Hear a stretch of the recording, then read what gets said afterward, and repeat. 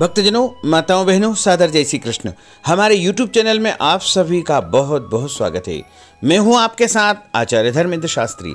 सबसे पहले आपको और आपके पूरे परिवार को आंवला नवमी महापर्व की बहुत बहुत शुभकामनाएं एवं बधाइयाँ। भगवान श्री लक्ष्मी नारायण का भरपूर आशीर्वाद आप सभी के जीवन पर बने रहे। आप सभी सुखी रहें, स्वस्थ रहें, व्यस्त रहें और मस्त रहें। निरंतर उन्नति तथा प्रगति को प्राप्त करते रहें। आज हम आपको आंवला नवमी के दिन करने वाला एक सर्वोत्तम सरल उपाय बताने जा रहे हैं। इस उपाय को अगर आप आंवला नवमी के दिन करेंगे तो निश्चित तौर से आपके घर में खूब धन आएगा, अपार लक्ष्मी की प्राप्ति होगी। क्योंकि आंवला नवमी अक्षय नवमी के नाम से जाना जाता है और इस दिन साक्षात लक्ष्मी नारायण आंवले के वृक्ष में निवास करते हैं। तो ऐसे में इस दिन यदि आप इस सरल उपाय को कर लेंगे तो निश्चित मानिएगा कि आपके घर में बहुत धन की प्राप्ति होगी, आपके घर में अपार समृद्धि आएगी। कार्तिक माह के शुक्ल पक्ष की नवमी तिथि को आंवला नवमी का पर्व मनाया जाता है। इसे अक्षय नवमी के नाम से जाना जाता है। आंवला नवमी के दिन व्रत रखा जाता है, साथ ही आंवले के पेड़ की पूजा की जाती है और ऐसा करने से आपके अनंत जन्मों के पाप नष्ट हो जाते हैं तथा आपको कष्ट और संकट से मुक्ति प्राप्त होती है। इस वर्ष आंवला नवमी का महापर्व 2 नवंबर 2022 बुधवार के दिन है। इस दिन महिलाएं आंवले के पेड़ के नीचे बैठ करके धन प्राप्ति के लिए, सुख प्राप्ति के लिए, संतान प्राप्ति के लिए, अपने जीवन की समस्त इच्छाओं की पूर्ति के लिए और परिवार के सदस्यों की कुशलता के लिए, अच्छे स्वास्थ्य के लिए आंवले के पेड़ की पूजा करती है। इस दिन आंवला के पेड़ के नीचे बैठ करके भोजन भी किया जाता है। आंवला नवमी के पावन दिन पर व्रत कथा को पढ़ने या सुनने से विशेष लाभ की प्राप्ति होती है तथा इस दिन भगवान श्री कृष्ण बाल लीलाएं छोड़ करके अपनी समस्त जिम्मेदारियों को उन्होंने समझा था और इस दिन जो है उन्होंने गोकुल से वृंदावन की तरफ प्रस्थान किया था और इस दिन जो है आंवला नवमी का महापर्व मनाया जाता है। नवमी तिथि का आरंभ 1 नवंबर 2022 मंगलवार की रात को 11:04 से हो जाएगा, जो कि अगले दिन यानी 2 नवंबर 2022 बुधवार की रात को 9:09 पर नवमी तिथि समाप्त हो जाएगी। आंवला नवमी पूजा का जो शुभ मुहूर्त रहेगा वो सुबह 6:34 से शुरू होकर के दोपहर 12:50 तक रहेगा। इस प्रकार पूजा का कुल मुहूर्त लगभग 5.5 घंटे रहेगा और इस शुभ मुहूर्त में आप सबसे पहले स्नान करके नए वस्त्र या धुले कपड़े पहन करके आंवले के पेड़ के नीचे बैठ करके उनका पूजन करें। इस दिन आंवले के जड़ में कच्चा दूध मिला करके जल अर्पित किया जाता है। इसके साथ ही फूल, माला, सिंदूर, अक्षत आदि लगाने के बाद आंवले के पेड़ को भोग लगाया जाता है। पेड़ के नीचे बैठ करके भगवान का पूजन अर्चन किया जाता है तथा बाल गोपाल जी की भी इस दिन आंवले के पेड़ के नीचे स्थापना की जाती है, उनका भी पूजन किया जाता है। और अगर आपके पास आंवले का पेड़ नहीं है, आंवले का कोई भी बगीचा या वृक्ष आपके आसपास नहीं है, तो आप बाजार से 5 या 7 या 9 आंवले ला करके उनका पूजन करें। उनके समीप बाल गोपाल जी को बैठा करके पूजा करें तथा एक आंवले के ऊपर एक रुई की बत्ती, गोल बत्ती बना करके उसको प्रज्वलित करके और दीपक जलाएं, जिसे आंवला दीपक कहा जाता है।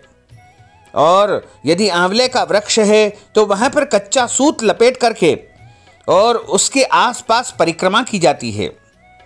7 परिक्रमा, 5 परिक्रमा, 9 परिक्रमा, जितना भी आपके पास समय और व्यवस्था हो उतनी आप परिक्रमा करें तथा इस दिन आंवले का दान करना बहुत ही महत्वपारी माना गया है। और एक सरल उपाय जो कि स्कंद पुराण में आंवला नवमी के विषय में बताया गया है और इस उपाय को अगर आप आंवला नवमी के सुबह 12 बजे के पहले पहले कर लेंगे तो निश्चित तौर से आपके घर में अक्षय पुण्य फल की प्राप्ति होगी। इस उपाय में करना यह है कि आंवले वृक्ष के नीचे जाकर के शुद्ध घी का पहले दीपक जलाएं और दीपक जलाने के बाद में आंवले का पूजन अर्चन करें तथा अपने अंगूठे व सबसे छोटी अंगुली से आंवले के पेड़ की छाल निकाल लेवे और उस छाल को अपनी साड़ी के पल्लू में रख लेवे तथा घर जाकर के इसमें थोड़ी सी सूखी हल्दी और थोड़ा सा जो है इसमें अक्षत डाल लेवे और उसके बाद इसको पीले कपड़े में लपेट करके आपको अपनी तिजोरी में, लॉकर में या धन रखने के स्थान में शाम को सूर्यास्त के बाद रख देना चाहिए। और यह जब तक रहेगी आपके घर में धन की कमी नहीं आएगी, अपार लक्ष्मी की प्राप्ति होगी, अपार धन की प्राप्ति होगी तथा आपके घर में सुख शांति समृद्धि का वास होगा और किसी भी प्रकार की कोई वस्तु की आपके घर में बिल्कुल भी कमी नहीं आएगी, क्योंकि यह अक्षय पुण्य आपको प्राप्त होगा और आपके घर में अक्षय लक्ष्मी की प्राप्ति होगी। आंवला नवमी के दिन आंवले का दान करने से मनुष्य को जो है अक्षय पुण्य फल प्राप्त होता है और उस पुण्य प्रताप से अक्षय धन की प्राप्ति होती है। आंवला नवमी के दिन दान पुण्य करना अधिक महत्व माना जाता है। कार्तिक मास के शुक्ल पक्ष की नवमी तिथि से लेकर के कार्तिक पूर्णिमा तक भगवान विष्णु आंवले के पेड़ में विराजमान रहते हैं, इसलिए अक्षय नवमी के दिन विधिवत आंवले के पेड़ की पूजा करने के साथ इसकी छाया में बैठ करके भोजन करना अत्यंत शुभ माना जाता है। इस दिन आंवले के पेड़ की पूजा करने के साथ 108 बार परिक्रमा करने से मनुष्य के जीवन की समस्त मनोकामनाएं पूर्ण हो जाती है एवं इस दिन आंवला दान करने से अनंत व अक्षय पुण्य फल प्राप्त होता है।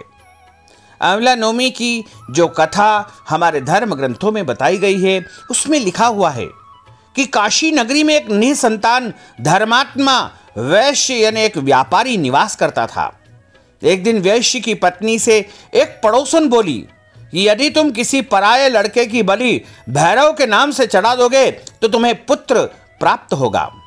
यह बात जब वैश्य को पता चली तो उसने अस्वीकार कर दिया, परंतु उसकी पत्नी मौके की तलाश में लगी रही। एक दिन एक कन्या को उसने कुएं में गिरा करके भैरव देवता के नाम पर बलि चढ़ा दी। इस हत्या का परिणाम विपरीत हुआ। धन लाभ की जगह उसके पूरे बदन में कोढ़ ही कोढ़ हो गया तथा लड़की की प्रेतात्मा उसे सताने लगी। वैश्य के पूछने पर उसकी पत्नी ने उसको सारी बातें बता दी। इस पर वैश्य कहने लगा कि गौवध, ब्राह्मण वध तथा बाल वध यानी बच्चों का हत्यारा इस संसार में कहीं भी जो है स्थान नहीं प्राप्त कर सकता है, इसलिए तू गंगा तट पर जाकर के भगवान का भजन कर तथा गंगा में स्नान कर, तभी तेरे सारे कष्ट जो है समाप्त हो जाएंगे। और वैश्य की पत्नी पश्चाताप करने लगी।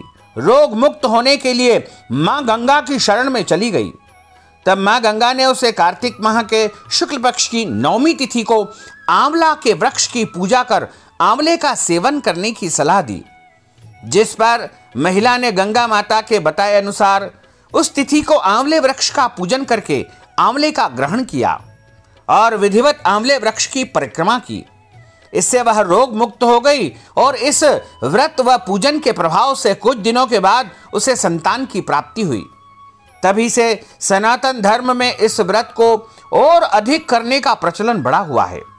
तब से लेकर के आज तक निरंतर सभी भक्तजन, माताएं, बहनें आंवला नवमी का व्रत करती है और आंवला नवमी के दिन आंवले का दान करती है और अनेक उपाय आंवले वृक्ष के समीप किए जाते हैं, जिससे मनुष्य को अक्षय और अनंत गुना फल की प्राप्ति होती है। बोलिए गोपाल कृष्ण भगवान की जय, लक्ष्मी नारायण भगवान की जय। अच्युतम केशवम राम नारायणम कृष्ण दामोदरम वासुदेवम हरे श्रीधरम माधवम गोपिका वल्लभम श्री जानकी नायकम श्री रामचंद्रम भजे। जानकी मनोहरम सर्वलोक नायकम श्री शंकरादि सेवितम पुण्य नाम कीर्तनम श्री राम राम राम राम राम नाम तायकम रामा कृष्ण वासुदेवा भक्ति मुक्तिदायकम रामा कृष्ण वासुदेवा भक्ति मुक्तिदायकम रामा कृष्ण वासुदेवा भक्ति मुक्तिदायकम।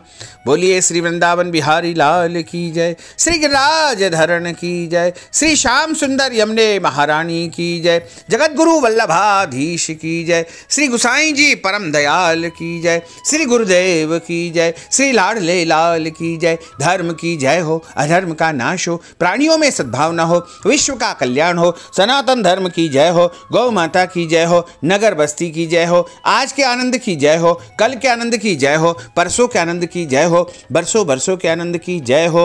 ओम नमः पार्वती पते, हर हर महादेव हर।